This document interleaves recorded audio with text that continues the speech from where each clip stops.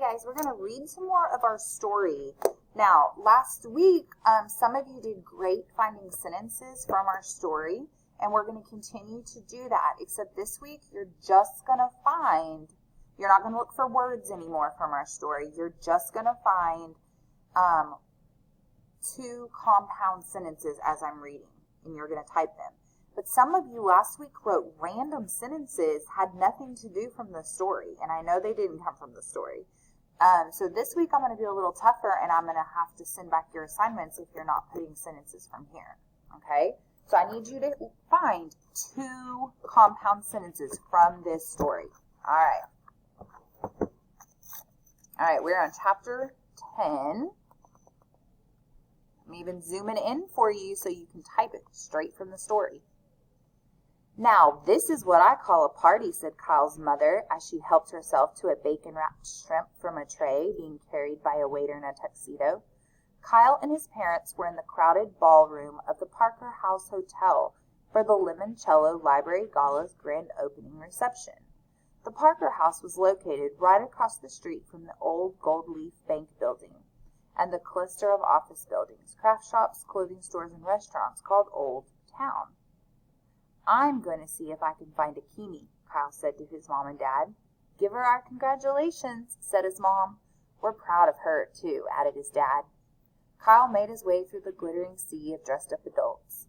Even though his parents had put on fancy clothes for the reception, Kyle was wearing something comfortable to go explore in, as instructed by the lock-in guide he'd received on Wednesday. He'd packed a sleeping bag and a small suitcase with a change of clothes, toiletries, and yes, as requested, an extra pair of underpants. I haven't seen a compound sentence yet. Kyle saw Sierra Russell all alone in a corner near a clump of curtains. It didn't look like her mother had come to the party with her. Sierra, of course, had her nose buried in a book. Kyle shook his head. The girl was about to spend the night in a building filled with books, and she was skipping all the free food and pop so she could read. I'm trying to see if, hold on. The girl was about to spend the night in a building filled with books. I think a comma should go there.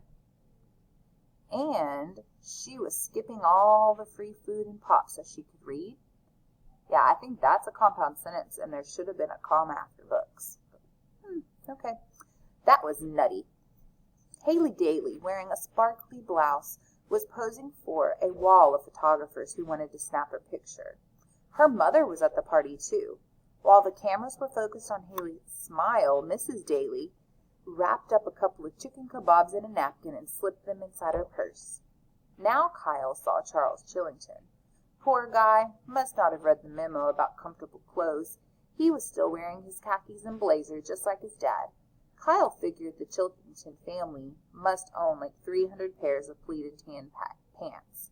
Hey, Kyle, Akemi waved at him from near a fake shrub curled to look like a silly straw.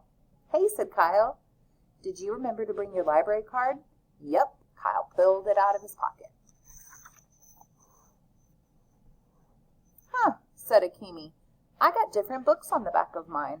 One Fish, Two Fish, Red Fish, Blue Fish by Dr. Seuss, and 9 Stories by J.D. Salinger. Guess they're like baseball cards, said Kyle. They're all different. Hey, you guys, Miguel Fernandez, more excited than usual, which was saying something, pushed through the mob to join them. Did you try? Oh, hold on, there's the bell. Did you try these puffy cheesy things? Nah, said Kyle. I'm sticking to food I recognize. The puffy cheesy things are called fromage tartlets, said Andrew Peckelman, coming over to join the group. Said Kyle. Good to know. A waiter passed by with a tray loaded down with small boxes of Mr. Limoncello's anagram cracker cookies. Aw, I love these, said Kyle, taking a box off the platter and opening it. The cookies are in the shapes of letters. You have to see how many words you can spell. Cool, said Miguel, snagging a fistful of cookies out of Kyle's box. Tastes good, too. Yep, said Kyle, but the more you eat, the harder the game gets. Why? Asked Andrew Peckelman. Less letters, said Akemi, snatching 2 B's and a Q and wolfing them down. Barbecue flavored. Kyle spread out the remaining cookies in his palm. UNFEHAV. He grinned as he deciphered an easy anagram. Have fun. Sweet. Ladies and gentlemen, boys and girls, Dr. Zinjinko, dressed in a bright red suit, strode to the center of the ballroom. May I have your attention, please? Mr. Limoncello will be arriving shortly to say a few brief words. After that, I will escort the 12 essay contest winners across the street to the library. Therefore, children, might I suggest that you eat up? Food and drink are not permitted anywhere in the library except in the Book Nook Cafe, conveniently located on the first floor. Miguel grabbed a few more puffy, cheesy things. When she thought no one was looking, Mrs. Daly shoved a napkin bundle of bacon-wrapped shrimp into her purse.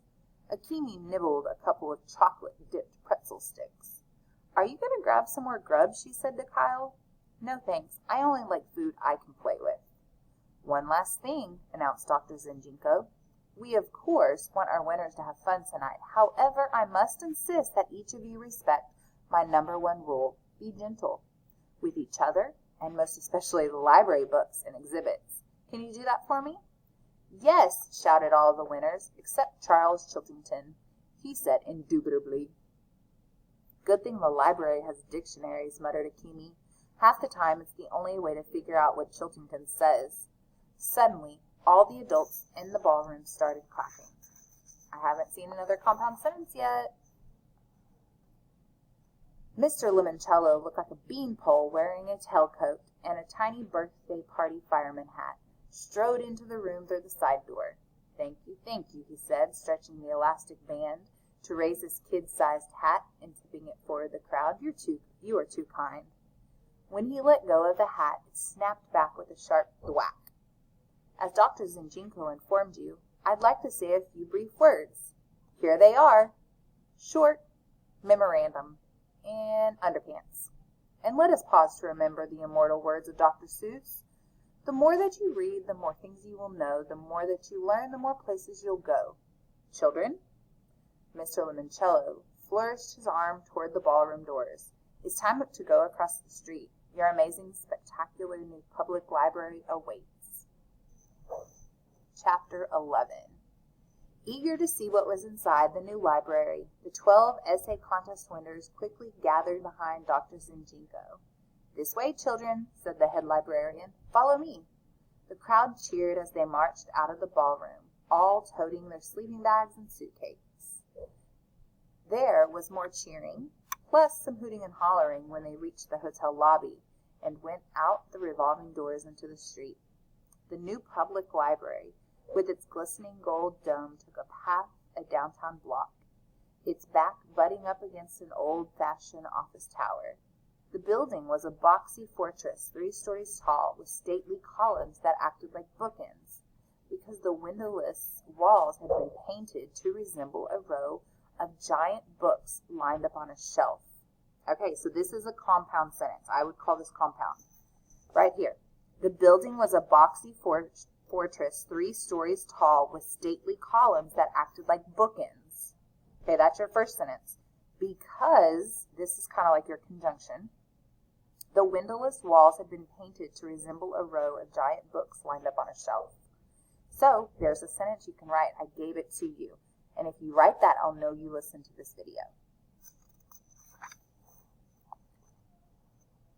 It's like a majestic Greek. Oh, there's the bell again. Hold on.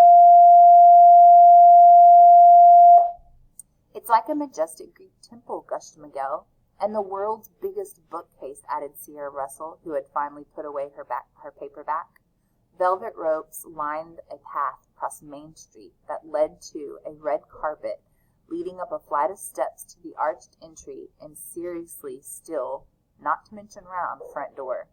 Kyle had to smile when he saw what was tethered to the railing on either side of the steps. Balloons. A big bruiser, maybe 6'4", 250 pounds, and sunglasses and a black sports coat, stood in front of the library's circular door, which had several large valve wheels like you'd see on a submarine hatch. The burly guard wore his hair in long, ropey dreadlocks.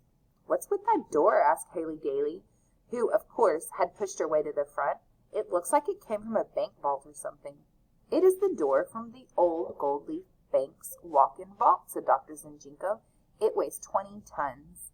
Akemi turned around and whispered, "My dad designed the support structure for that thing. Check out the hinges." Kyle nodded. He was impressed. "Why a vault door?" asked Kayla Corson.